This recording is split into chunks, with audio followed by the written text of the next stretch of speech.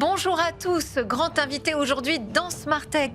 Il est expert en éthique du numérique, c'est un prêtre dominicain entrepreneur et le président du comité exécutif de la Human Technology Foundation. Je veux parler de Eric Salobir et c'est donc la grande interview aujourd'hui à la une de Smart Tech. Mais d'abord, je vous propose 3 questions sur l'IA et l'anticipation stratégique. C'est parti.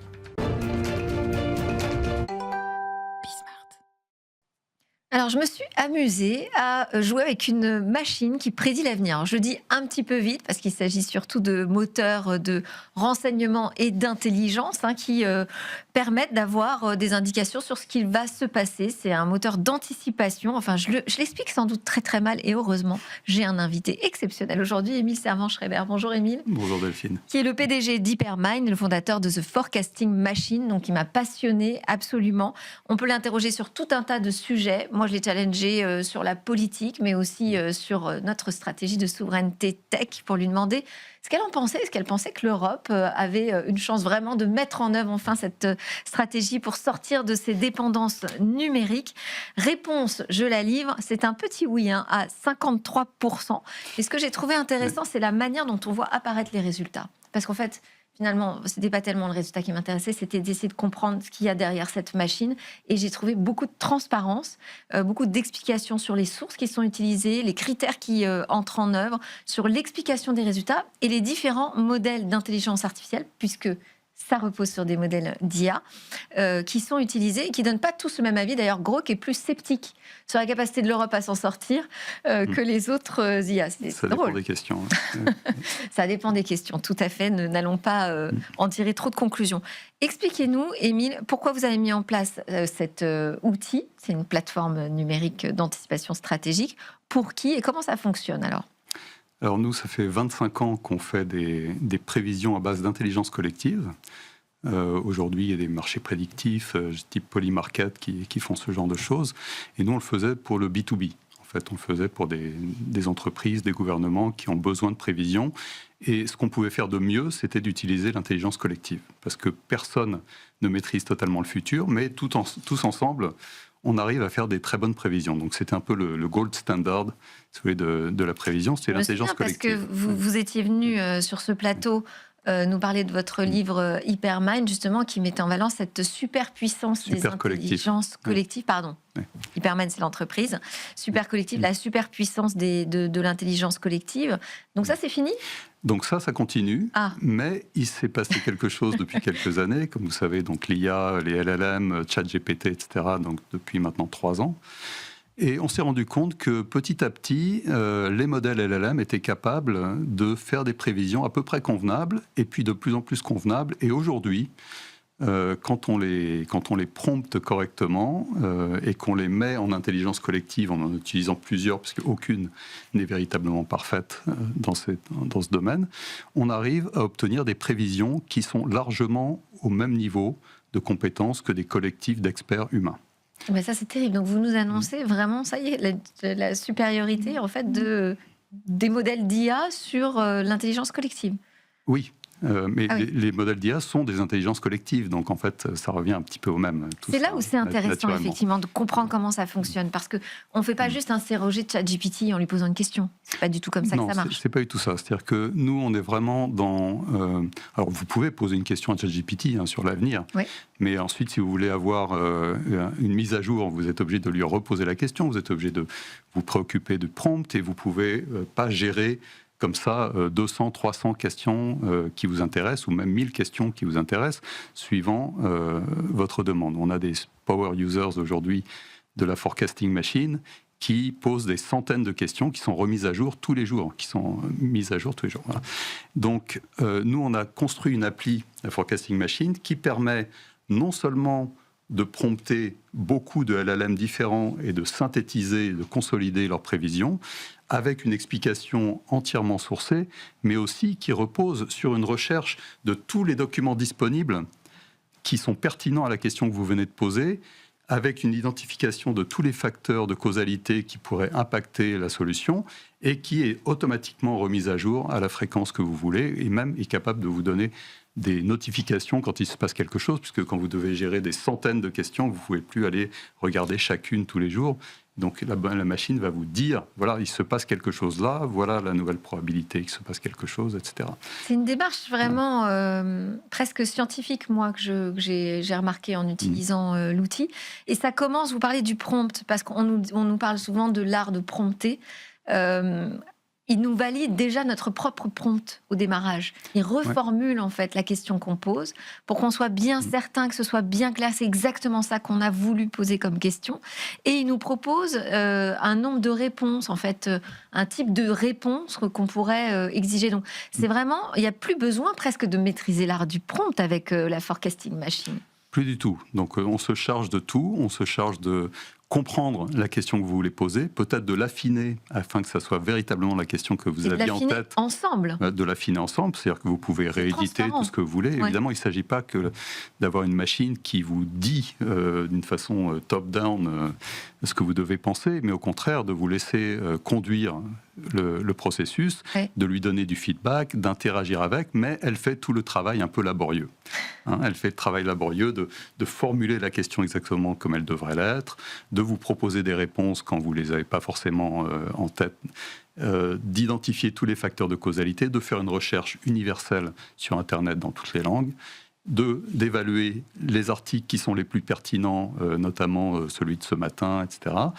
Et ensuite de repasser tout ça comme un gros prompt géant ultra informé à plusieurs LLM et d'en faire la synthèse.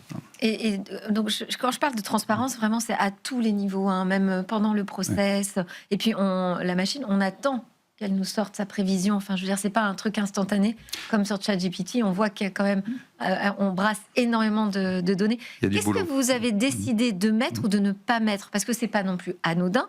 Quand vous construisez un moteur comme ça d'anticipation stratégique, qu'est-ce que vous avez...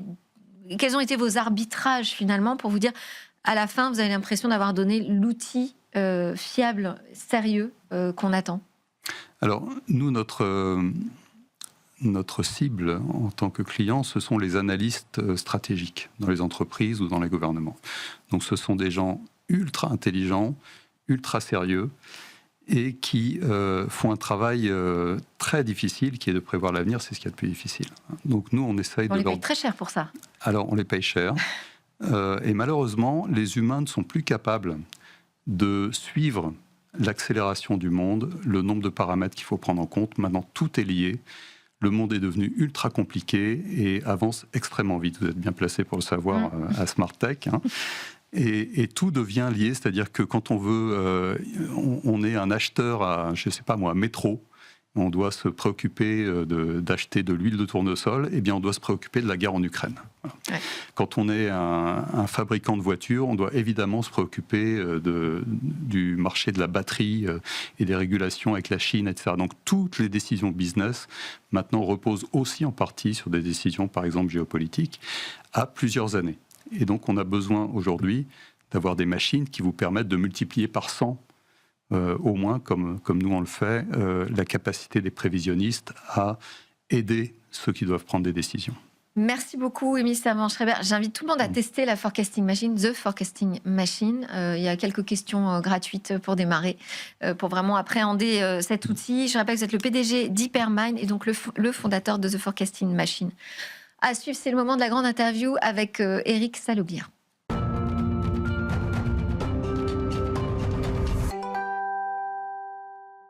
C'est le moment de la grande interview et je suis très heureuse de recevoir Eric Salaubière. Bonjour.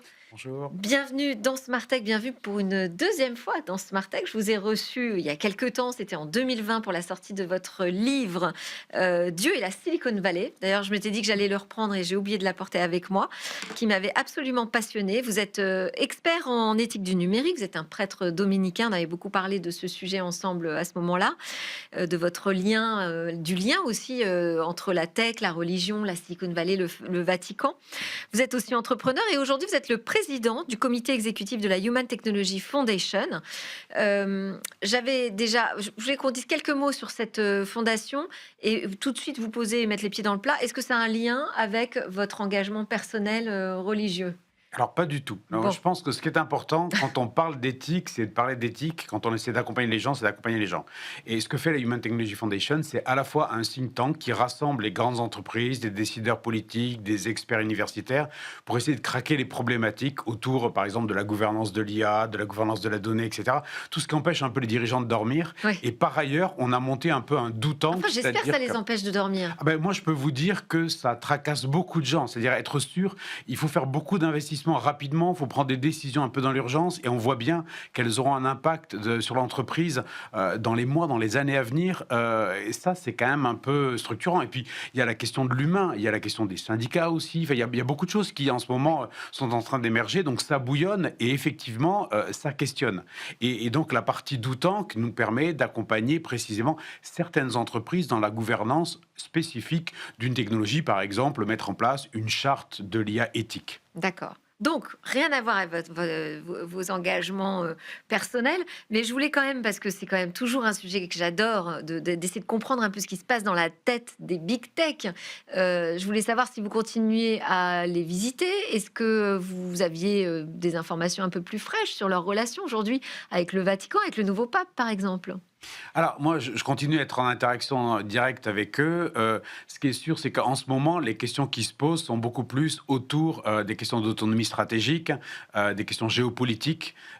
Et par ailleurs, on continue à travailler ensemble sur des choses plus anthropologiques. C'est-à-dire, en gros, qu'est-ce que ça fait quand un humain parle avec une machine? Oui. Et ça, c'est une question anthropologique, c'est une question philosophique, mais dont les impacts dans l'entreprise sont immédiats. Donc, ce genre de choses, on les continue à les travailler, on va dire, à bas bruit régulièrement. Mais en Silicon Valley, ils font plus référence, j'ai l'impression, à la science-fiction finalement que... Pas seulement. Regardez Peter Thiel récemment. C'est vrai. Non. Sur Je pense que l'Antéchrist, justement, je pense que moi, ça fait longtemps que je dis que la pensée magique, la pensée spirituelle, enfin tout ce qui va autour, quasiment le chamanisme, enfin tout ça, ce grand ensemble qui dépasse le matérialisme, c'est présent dans notre société, c'est dans l'air, mais ça se cristallise plus tellement autour de certaines religions. Et du coup, les gens le cristallisent un peu comme ils peuvent, mais ils ont bien conscience qu'il y a une espèce d'arrière-monde, il y a quelque chose. Et donc, effectivement, certains vont avoir une référence religieuse, d'autres vont avoir d'autres types de références. À un moment, si on l'évacue, le danger, c'est d'utiliser la technologie, notamment l'intelligence artificielle, comme un totem. Parce que quand on parlait à Alexa ou à Google, je sais pas quoi, Oui. ils répétaient ou ils répondaient, enfin, c'était relativement basique. Maintenant, C'était utilitaire, disons. c'était utilitaire. Ouais. Maintenant, il y a quand même un certain nombre de gens qui dialoguent avec une IA comme ChatGPT, quasiment en mode copain, en mode coach. Il y a des gens qui font des copier-coller des SMS qu'ils reçoivent de leurs petits copains, de leurs petites copines, notamment chez les 18-25 ans, en disant « Mais qu'est-ce que tu en penses? Tu trouves pas qu'elle abuse ?» Et là, ça pose des questions tout à fait différentes, parce que par définition, si vous dites ça à votre meilleure amie, elle va contextualiser, elle va vous aider vraiment. L'IA, il y a ce qu'on appelle psychophancy, c'est-à-dire l'idée que l'IA est faite pour aller plutôt dans votre sens. Donc si vous dites, vous trouvez pas qu'il abuse? Vous dire, oui, quand même, il abuse. Et donc, le danger, c'est quelque part un renforcement de vos propres croyances et un peu un détachement du réel, là où, par définition, on se construit en interaction avec les autres. Donc, ça ne veut pas dire que la technologie est mauvaise, ça veut dire, et ça, je pense que les jeunes, une étude du BCG le montrait récemment, les jeunes sont assez attentifs au fait de ne pas se trouver désocialisés, de ne pas prendre de mauvaises décisions à cause de l'IA. Et ça, c'est des choses peut-être pour lesquelles les aînés devraient un peu les écouter. Je pense que ce serait intéressant. Oui, et puis ça montre l'importance de l'éducation au numérique, d'expliquer comment fonctionne ce chatbot d'IA, d'où viennent ses réponses, comment il est programmé. Alors, il y a quelque temps, j'ai reçu à votre place Gabrielle Alpern. Je ne sais pas si vous avez déjà discuté avec elle. Elle est docteure en philosophie. Et elle a publié Intelligence artificielle et l'homme créa Dieu. Donc paru chez Herman là tout récemment. Selon elle, en fait, l'IA, c'est un peu le Dieu dont on aurait rêvé. Toujours disponible, auquel on peut adresser toutes ses prières finalement. Quel est, vous, votre regard sur le lien que les humains tissent avec les IA de manière générale, les IA génératives, bien sûr? Je pense que c'est un invariant anthropologique. On le voit quand on regarde des peintures rupestres, etc. On a toujours essayé de projeter notre humanité. On anthropomorphise tout. Ouais. Je veux dire, les enfants anthropomorphisent leur ours en peluche. Ouais. Donc, c'est un peu la même chose. Et en fait, on va projeter. Mais là, c'est carrément, on projette notre humanité. Dieu plus qu'un autre humain. C'est Oui, ce mais que nous en dit, fait, en tout cas, oui, la mais philosophe. regardez les mythologies antiques. Regardez les dieux grecs et les dieux romains. Mais en fait, ils sont jaloux, ils sont colériques, ils sont méchants. En fait, ils ont tous les travers de Ça, c'est l'humanité. vrai. Et en fait, quelque part, ils se disputent entre eux, ils sont en couple, ils sont infidèles. En fait, c'est une saga. Enfin, je veux dire, c'est les feux de l'amour. Et en fait, je pense que l'humain projette ça. De même qu'on va projeter sur un totem, par exemple, dans des religions premières, hein, le fait de pouvoir protéger la tribu, protéger le village. Donc, on va peut-être lui faire des sacrifices, en échange de quoi on attend quelque chose. Ça, c'est quelque chose qui est profondément enraciné en l'humain. Alors après, ce qui arrive avec les religions dites du livre, le judaïsme, le christianisme notamment, c'est un peu un détachement de ça en disant mais ça fonctionne pas comme ça. C'est-à-dire Dieu n'est pas un espèce de super pouvoir. Dieu, c'est pas Iron Man. Donc il va pas débarquer quand on a besoin pour faire ce qu'on lui demande, etc. C'est autre chose. Et peut-être que justement la réalité spirituelle qui pour moi existe vraiment et que beaucoup de gens sentent, comme je disais tout à l'heure, elle vient se superposer sur une réalité concrète. Donc en fait, pour moi, il faut pas du tout considérer ces technologies comme Dieu. Il faut les considérer comme ce qu'elles sont, c'est-à-dire des technologies et petit à petit une forme d'interlocuteur qui est en train d'entrer dans notre conversation humaine. Qui sont les membres de Human Technology Foundation? Alors, ce sont des grandes entreprises européennes, canadiennes, états-uniennes, et qui soit produisent de la technologie, soit sont de grands utilisateurs, des grandes banques, des compagnies d'assurance. Et en fait, elles ont en commun de toutes se poser ces mêmes questions de comment utiliser cette technologie à la fois au bénéfice de l'humain, c'est-à-dire au bénéfice des clients, mais aussi des collaborateurs, parce que c'est ça qui va quand même booster un peu à la fois, comment dire, l'atmosphère dans l'entreprise, l'efficacité, etc. Et en même temps, il faut créer de la valeur avec ça. Donc en fait, il faut créer de la valeur en s'appuyant sur des valeurs. Et les entreprises qui font ça, qui ont une saine gouvernance, et nous on en accompagne, alors je ne dirai pas trop de noms, mais on en accompagne un certain nombre qui font ça. Donc on les aide à rédiger leur charte de l'IA éthique, des guides d'utilisation, de la formation, etc. Et ben, ce sont des entreprises qui, par exemple, verront leurs collaborateurs utiliser l'IA sans crainte de faire une bêtise, utiliser l'IA en addition de leurs compétences métiers et pas en remplacement. Parce que là, il y a un gros problème. Parce qu'on entend quand même beaucoup de vagues de licenciements sous le prétexte de l'arrivée de l'intelligence artificielle. Je dis sous le prétexte parce que c'est pas forcément véritablement justifié et c'est pas forcément la vraie raison. Mais en tout cas, cette idée qu'on va avoir des entreprises plus rentables, plus opérationnelles, avec moins d'humains, c'est quand même une idée très partagée.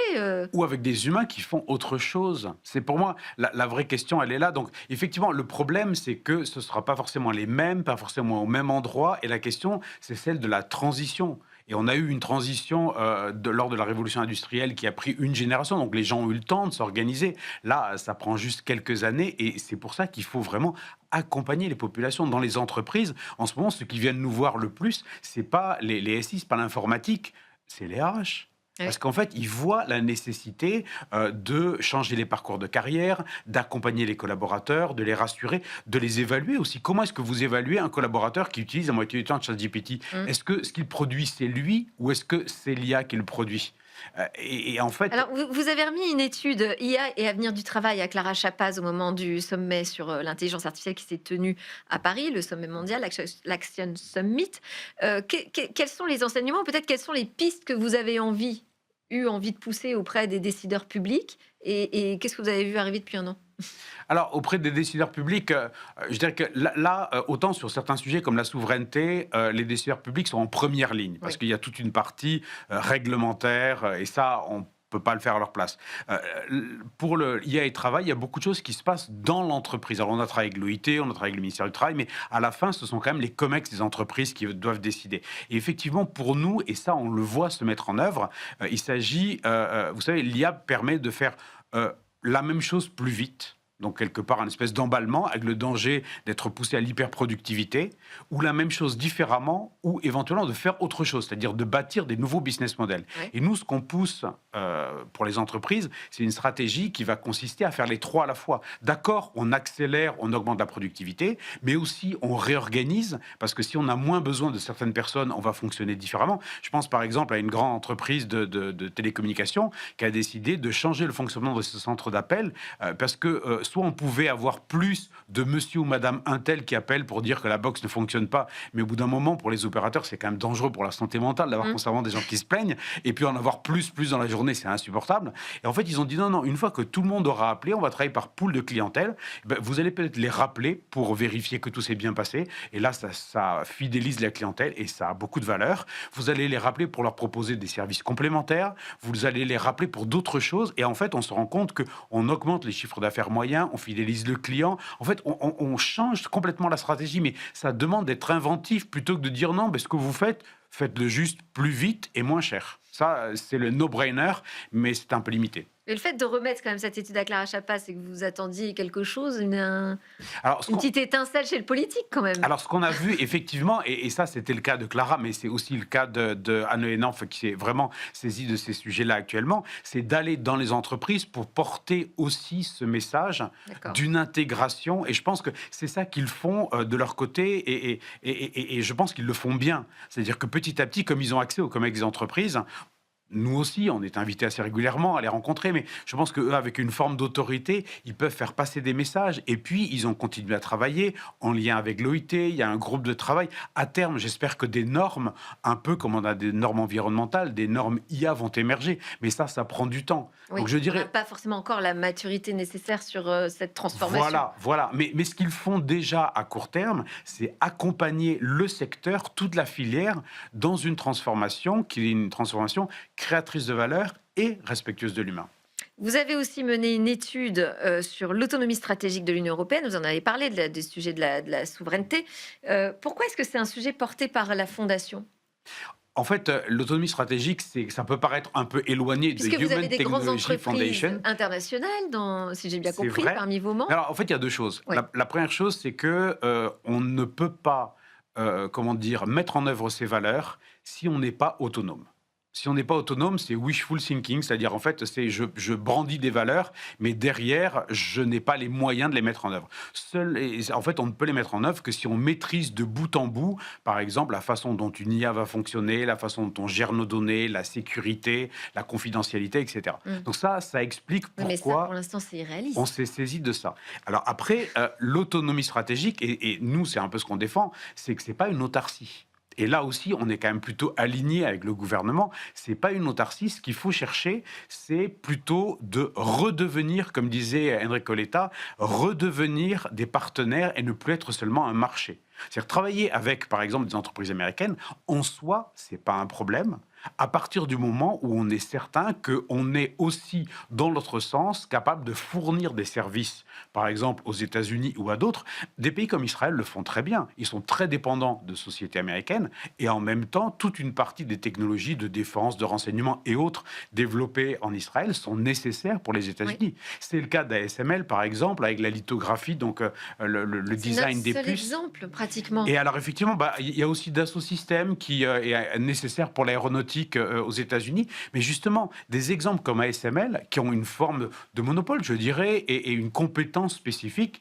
Il nous en faudrait une vingtaine dans des domaines différents. Ça peut être dans le quantique, mais il faut trouver les niches dans lesquelles on est bon, et quelque part, il faut qu'on ait des cartes à échanger. Et dans ces cas-là, on joue. Effectivement, on a des atouts. Les autres ont des atouts, mais ce sont des partenaires. Ce ne sont plus ni des adversaires, ni des gens qui, d'une façon ou d'une autre, d'un point de vue géopolitique, pourraient nous dominer. Mais où est-ce que ça se joue au sein de la Fondation ? Enfin, vous échangez des cartes entre les membres ? Non, mais comment vous traitez, vous abordez ce sujet ensemble ? Alors, en fait, ce qu'on a fait d'abord, c'est qu'on a travaillé avec des avocats d'un grand nombre de pays pour identifier toutes les vulnérabilités liées à la réglementation, à l'extraterritorialité du droit de certains pays, par exemple, des vulnérabilités technologiques aussi. Et on est en train de voir en ce moment comment les différentes entreprises européennes, mais pour certaines aussi en consortium avec les Américains, mettent en œuvre des solutions pour leurs clients permettant de limiter ces risques. Ça résout pas tout, mais à court terme, ça permet déjà de contingenter les risques. Et puis après, il faut se dire que certaines données, finalement, sont pas si importantes que ça, donc peuvent être pas forcément sécurisées, là où d'autres doivent être mises dans des clouds extrêmement protégés. Et c'est là qu'il y a toute une réflexion à mener. Donc ça, c'est la première chose, c'est effectivement à court terme contingenter le risque. Et à moyen terme, on travaille en ce moment avec un certain nombre d'acteurs. Alors, je peux pas tout dire, mais notamment des acteurs publics, un certain nombre de sommets internationaux internationaux vont avoir lieu dans les prochains mois. Vous parlez du sommet en Inde sur l'intelligence artificielle. Par exemple, et puis on va avoir des sommets bilatéraux avec différents pays, dont l'Italie. Et puis effectivement, il y a le G7. Voilà, il y a un certain nombre d'échéances qui arrivent, qui seront l'occasion de poser un certain nombre de pierres pour faire avancer cette stratégie. Et autour de quelques axes. Le premier, c'est la rétention des talents. Il faut faire revenir, il faut attirer les cerveaux qui, pour certains, sont européens ou ont été formés en Europe. Donc ça veut dire réorganiser la recherche, mutualiser la recherche entre pays, faire en sorte qu'on ne soit pas en compétition intra-européenne, ce qui est stupide. Il vaut mieux fédérer qu'être en compétition. Le deuxième point, c'est financer. On n'a pas de fonds de pension. Et donc, effectivement, il nous manque un élément clé, notamment pour ce qu'on appelle le late stage, c'est-à-dire les entreprises qui ont grandi et qui vont chercher 100, 200, 300 millions. Et là, ils vont aller sur des marchés un peu plus profonds qui peuvent être États-Unis, qui peuvent être les Émirats, etc. Et là, il faut pouvoir leur apporter cet élément-là. Donc, le financement peut-être conjoint de projets européens. En ce moment, il y a l'alliance Bromo qui s'est mise en place dans le spatial. Donc, c'est Thales, Leonardo et Airbus qui se mettent en consortium pour être beaucoup plus forts. Des alliances comme ça, il faudrait qu'on en ait une quinzaine au niveau européen, dans l'espace, dans les semi-conducteurs, dans le cloud, dans l'IA. Ça nous donne de la résilience, ça nous donne de la force. Et c'est autour de ça qu'on travaille. Il faut avoir une vision, il faut identifier aussi vous parliez des axes prioritaires, il faut les identifier. Est-ce qu'on les a identifiés ? En fait, on commence à les voir émerger. Le problème, c'est qu'on voit bien avec l'IA générative, vous voyez, le nouveau champion, il change quasiment tous les 6 mois. Et on vous dit, le meilleur pour ça, c'est tel modèle, puis 6 mois après, on vous dira, c'est un autre. Et effectivement, ça va très vite. Donc, il faut essayer d'identifier, des axes, tout en restant suffisamment ouvert pour capter la petite innovation dans le quantique qui va permettre, par exemple, de lier quantique et IA au sein de même data center. Des choses comme ça. Donc, mais effectivement, ce travail-là, on est en train de le faire et la Fondation, modestement, mais joue son rôle de catalyseur en rassemblant des acteurs privés, des acteurs étatiques et des universitaires. Et donc, vous serez en Inde là pour le sommet de l'intelligence artificielle ? Alors, c'est pas moi qui vais y aller cette fois-ci. J'étais très présent à Paris et je serai sur d'autres sommets, notamment autour du G7, mais je pense qu'il faut essayer de se répartir un peu. En fait, on est tout un réseau et on essaie de faire fonctionner à plein ce réseau. Et qu'est-ce que vous prévoyez pour le G7 ? C'est un peu plus proche de nous. Alors, ça, c'est encore un peu confidentiel. C'est le mois de juin, ça arrive très vite. Alors, le G7, c'est pas seulement le mois de juin. Le mois de juin, c'est Évian, ce sera politique, ce sera les chefs d'État. Mais après, il y a un Tech7 qui sera notamment porté par Numéum, donc avec toute la filière. Il y a un B7 avec le MEDEF. Et puis, il y aura d'autres rendez-vous sectoriels. Et donc, en fait, tout ça va s'étendre jusqu'au Paris Space Forum en novembre. Et donc, en fait, là, il y a toute une série de rendez-vous sur lesquels on est en train de travailler. Donc, je ne peux pas encore vous les dévoiler tant qu'ils ne soient signés, mais sachez que beaucoup de choses vont se passer et que sur ce sujet-là de l'autonomie stratégique... De la souveraineté, l'autonomie. Dans le domaine de la souveraineté ou de l'autonomie stratégique, je pense qu'un certain nombre d'annonces seront faites, d'alliances vont se mettre en œuvre. Voilà, les choses devraient beaucoup bouger d'ici la fin de l'année. Moi, je suis très confiant là-dessus. Voilà, reparlons-nous bientôt. Vous êtes fort pour le teaser. Merci beaucoup, Éric Salaubière, d'avoir été avec nous dans la grande interview de Smart Tech. Et merci à tous de nous avoir suivis sur la chaîne de Bismart. On se retrouve dès demain pour de nouvelles discussions sur la tech. Merci à vous.